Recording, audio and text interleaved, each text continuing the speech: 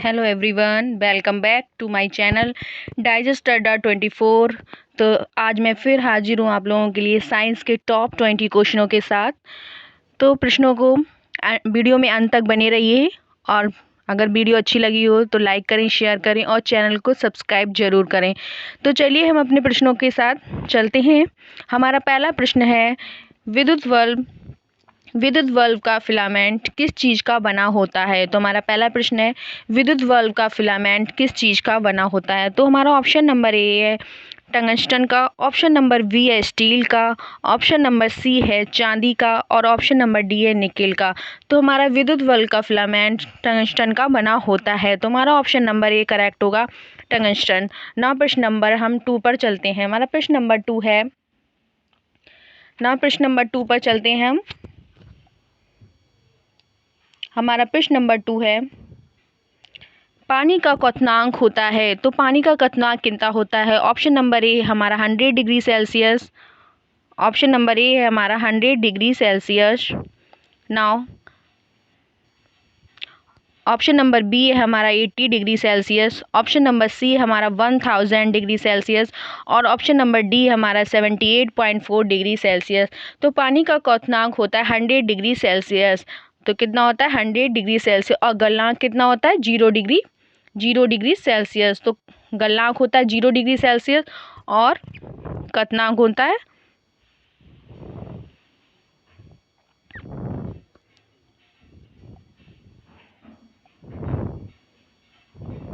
Wait 0 degree Celsius. तो गलनांक होता है 0 डिग्री सेल्सियस और क्वथनांक होता है 100 डिग्री सेल्सियस। ना प्रश्न नंबर 3, हमारा प्रश्न नंबर 3 है, निम्नलिखित में से किसे शुष्क बर्फ कहते हैं। तो प्रश्न नंबर हमारा 3 है, निम्नलिखित में से किसे शुष्क बर्फ कहते हैं। ऑप्शन नंबर ए है ठोस carbon dioxide, option number A है ठोस कार्बन डाइऑक्साइड को, ऑप्शन नंबर बी है ठोस हाइड्रोजन पेरोक्साइड को, ऑप्शन नंबर सी है निर्जलीकृत बर्फ को और ऑप्शन नंबर डी है हमारा 273 केल्विन पर बर्फ। तो हम शुष्क बर्फ किसे कहते हैं, ठोस कार्बन डाइऑक्साइड को। तो ऑप्शन नंबर हमारा 3 सही होगा, ठोस कार्बन डाइऑक्साइड। नाउ प्रश्न नंबर नेक्स्ट, प्रश्न नंबर हमारा 4 है, एक संयंत्र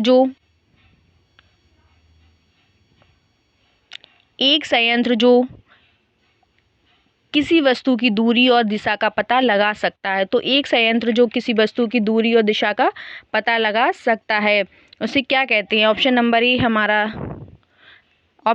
हमारा लेज़र, ऑप्शन नंबर बी है हमारा सोनार, ऑप्शन नंबर सी है हमारा सोलर, ऑप्शन नंबर डी है हमारा रडार। तो एक संयंत्र जो किसी वस्तु की दूरी और दिशा का पता लगा सकता है उसे हम कहते हैं सोनार। तो हमारा ऑप्शन नंबर बी करेक्ट होगा, सोनार। नाउ प्रश्न नंबर 5, हम प्रश्न नंबर 5 पे चलते हैं। हमारा प्रश्न नंबर 5 है, निम्नलिखित में से किसमें ऊष्मा धारण करने की क्षमता सर्वाधिक होती है। तो निम्नलिखित में से किसमें ऊष्मा धारण करने की क्षमता सर्वाधिक होती है। ऑप्शन नंबर ए है हमारा सोने का टुकड़ा, ऑप्शन नंबर बी हमारा पानी और ऑप्शन नंबर सी हमारा सोने का टुकड़ा, ऑप्शन नंबर डी हमारा बेंजीन। तो किसमें ऊष्मा धारण करने की क्षमता सर्वाधिक होती है, पानी में। तो हमारा क्या ऑप्शन सही होगा, वी हमारा ऑप्शन सही होगा। ना प्रश्न नंबर नेक्स्ट चलते हैं हम, प्रश्न नंबर 6 है हमारा, वातावरण को गर्म रखने में मूल रूप से किसका योगदान सर्वाधिक होता है। तो वातावरण को गर्म रखने में मूल रूप से किसका योगदान सर्वाधिक होता है। ऑप्शन नंबर ए आइसोलेशन का, ऑप्शन नंबर बी है कंडक्शन का, ऑप्शन नंबर सी है रेडिएशन का, ऑप्शन नंबर डी हमारा कॉन्वेक्शन का। तो वातावरण को गर्म रखने में सबसे ज़्यादा मूल रूप से किसका सर्वाधिक उपयोग है, रेडिएशन का। तो हमारा ऑप्शन नंबर सी करेक्ट होगा, रेडिएशन का। ना प्रश्न नंबर 7, प्रश्न नंबर 7 पे चलते हैं हम।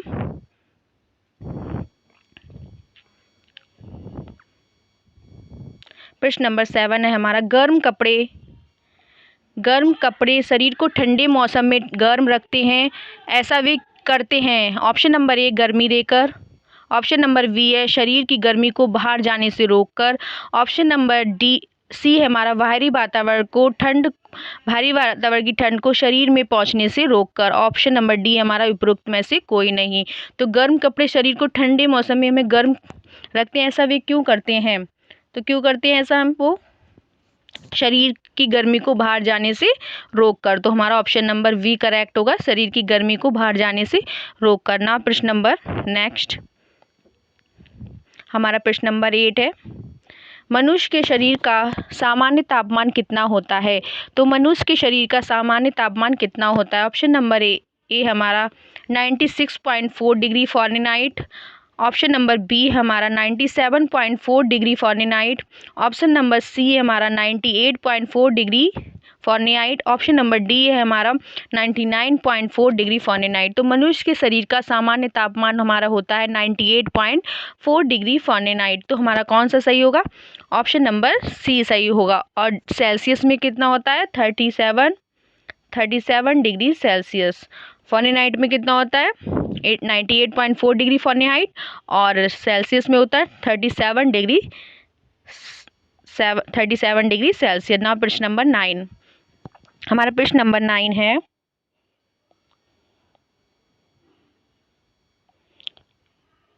परिपूर्ण कृष्णपिंड वही होता है जो सभी वही होता है। ऑप्शन प्रश्न है हमारा, परिपूर्ण कृष्णपिंड वही होता है। तो ऑप्शन नंबर ए है हमारा, सभी अनुषंगिक विकिरण का अवशोषण करता है। नेक्स्ट प्रश्न है हमारा,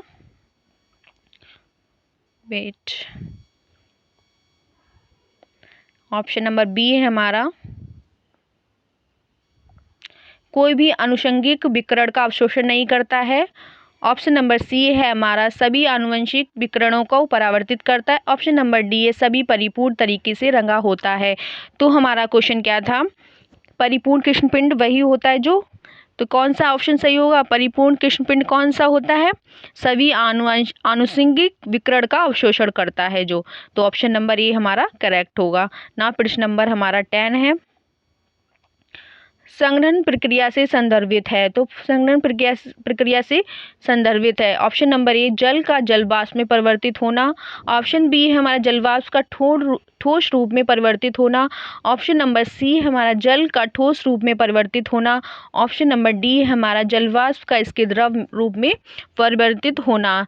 तो क्या संघनन प्रक्रिया संदर्भित है? किससे? जलवाष्प का इसके द्रव रूप में परिवर्तित होना, ये संघनन की प्रक्रिया है। तो क्या होगा? ऑप्शन नंबर डी हमारा सही होगा, जलवाष्प का इसके द्रव रूप में परिवर्तित होना। ना प्रश्न नंबर हमारा 11 है,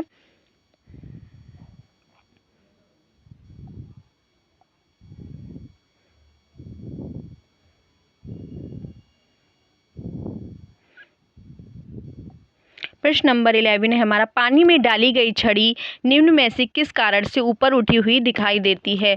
तो पानी में डाली गई छड़ी निम्न में से किस कारण से ऊपर उठाई दिखाई देती है? तो हमारा पहला प्रश्न हमारा ऑप्शन नंबर ए है, प्रकाश के परावर्तन के कारण। ऑप्शन नंबर बी है हमारा, प्रकाश के विवर्तन के कारण।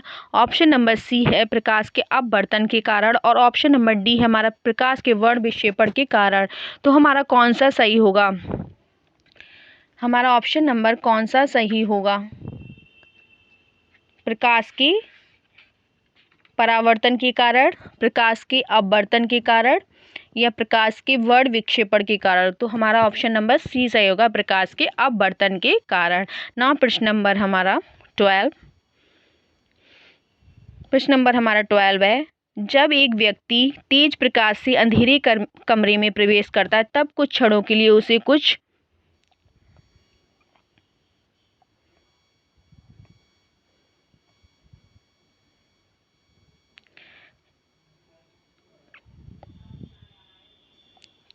दिखाई नहीं देता, आहिस्ता से उसे दिखाई देने लगता है। इसलिए होता है क्योंकि, तो हमारा प्रश्न क्या था? जब एक व्यक्ति तेज प्रकाश से अंधेरे कमरे में प्रवेश करता है तब कुछ क्षणों के लिए उसे कुछ दिखाई नहीं देता, आहिस्ता से उसे दिखाई देने लगता है। ये इसलिए होता है क्योंकि ऑप्शन नंबर ए हमारा, लेंस की लंबाई अधिक हो जाती है। ऑप्शन नंबर बी हमारा, परितारिका फैल जाती है। ऑप्शन नंबर सी हमारा, परितारिका सिकुड़ जाती है। ऑप्शन नंबर डी, लेंस और दृष्टिपटल का अंतर बढ़ जाता है। तो जब एक व्यक्ति तेज प्रकाश से अंधेरे कमरे में आता है तो उसे कुछ क्षण के लिए कुछ दिखाई नहीं देता और आहिस्ता से उसे दिखाई देने लगता है। तो ये किस लिए होता है? परितारिका के सिकुड़ जाने के कारण, जिसे आइरिसिस भी कहते हैं। ऑप्शन नंबर सी हमारा करेक्ट होगा। नाउ प्रश्न नंबर 13। हमारा प्रश्न नंबर 13 है, मृग तृष्णा क्या है? ऑप्शन नंबर ए, ये लंबवत रेखा को दर्शाता है। ऑप्शन नंबर बी है, ये दूर की नज़र है। ऑप्शन नंबर सी है, ये नज़दीक की नज़र है। और ऑप्शन नंबर डी है, ये दृष्टि भ्रम है। तो हमारा मृग तृष्णा क्या है? एक दृष्टि भ्रम है। तो ऑप्शन नंबर डी हमारा करेक्ट होगा। ऑप्शन नंबर डी करेक्ट होगा। ना प्रश्न नंबर 14। प्रश्न नंबर 14 है हमारा, जब दो समांतर शीशों के सामने एक वस्तु रखी जाती है तो उसके कितने प्रतिबिंब उत्पन्न होंगे? तो दो समांतर शीशों को एक के सामने एक वस्तु रखी जाती तो उसके कितने प्रतिबिंब उत्पन्न होंगे? ऑप्शन नंबर ए है 2। ऑप्शन नंबर बी है हमारा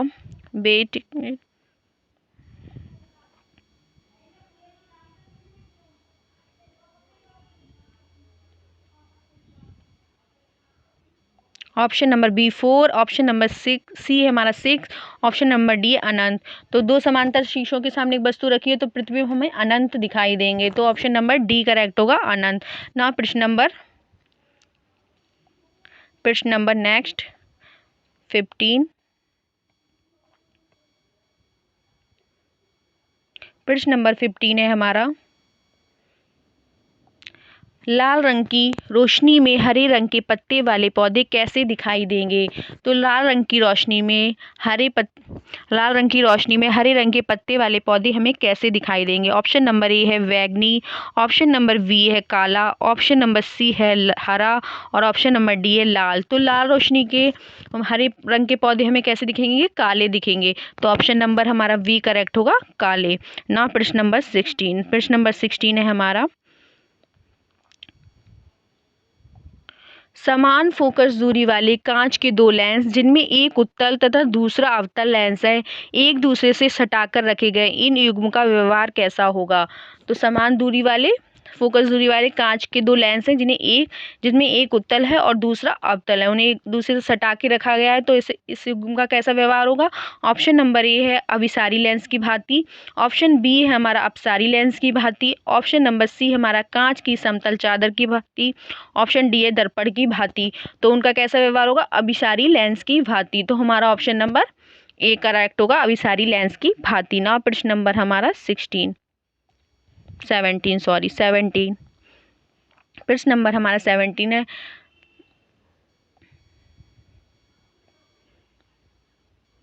हम कमरे में सूर्य का प्रकाश पाते हैं। ऑप्शन नंबर ए है प्रकीर्णन द्वारा। ऑप्शन नंबर बी है परावर्तन द्वारा। ऑप्शन नंबर सी हमारा अपवर्तन के द्वारा। ऑप्शन नंबर डी हमारा विवर्तन के द्वारा। तो हम कमरे में सूर्य का प्रकाश किसके कारण पाते हैं?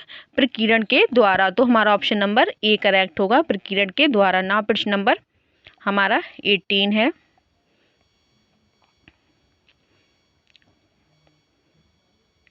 लेंस एक स्रोत है। तो लेंस किसका एक स्रोत है?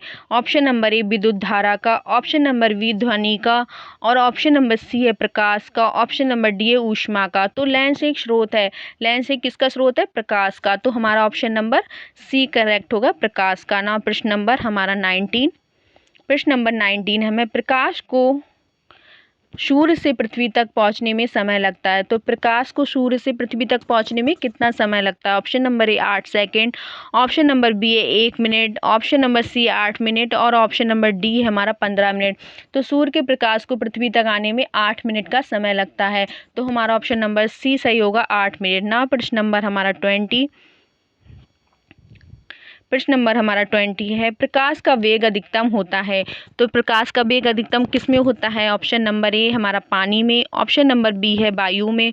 ऑप्शन नंबर सी है निर्वात में। और ऑप्शन नंबर डी है कांच में। तो प्रकाश का अधिकतम वेग किस में होता है? निर्वात में। तो हमारा ऑप्शन नंबर सी करेक्ट होगा, निर्वात में। आज के लिए यही क्वेश्चन है, टॉप 20 क्वेश्चंस। और अगर आपको ये क्वेश्चंस अच्छे लगे हों तो मेरी वीडियो को लाइक शेयर करें और चैनल को सब्सक्राइब जरूर करें। Now thank you so much.